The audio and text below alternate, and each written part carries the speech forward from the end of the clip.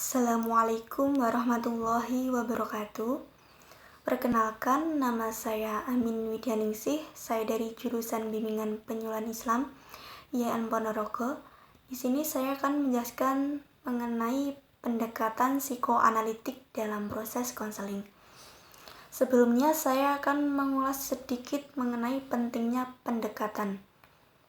Konselor dalam menangani masalah klien itu membutuhkan yang namanya pendekatan, karena tanpa adanya pendekatan yang memadai, itu bantuan yang diberikan konselor tidak akan berjalan secara efektif.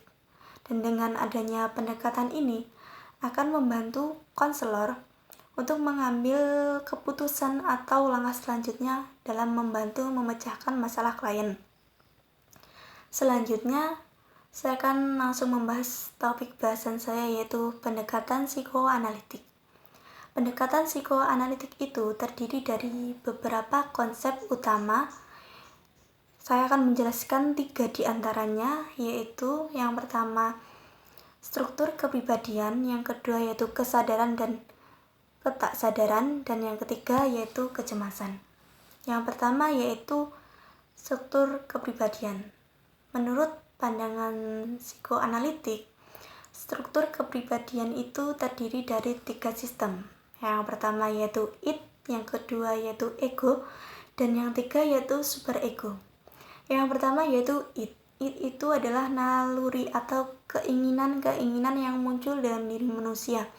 Dan id ini bersifat seperti jiwa kekanak-kanakan yang harus dituruti sekarang juga. Dan yang kedua yaitu ego. Ego adalah sebagai pengontrol atau pengendali dalam mewujudkan id atau keinginan-keinginan tadi. Dan yang ketiga yaitu superego. Superego adalah kode moral individu yang urusan utamanya adalah apakah tindakan yang dilakukan itu baik atau buruk, benar atau salah. Dan dalam superego ini berkaitan dengan imbalan-imbalan atau hukuman-hukuman. Imbalannya itu berupa perasaan bangga, dan untuk hukumannya yaitu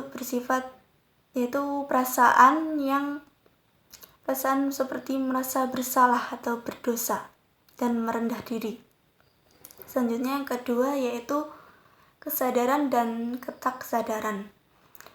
Kesadaran itu merupakan bagian yang terkecil dari keseluruhan jiwa, dan ketaksadaran itu tidak dapat dilihat secara langsung tetapi dapat diamati dari perilaku atau dari sebuah tingkah laku. Dan dalam konsep ini pengalaman-pengalaman di masa lalu itu sangat mempengaruhi di masa yang akan datang. Dan di konsep ini menekankan bahwa sesuatu yang tidak disadari itu menjadi sadar.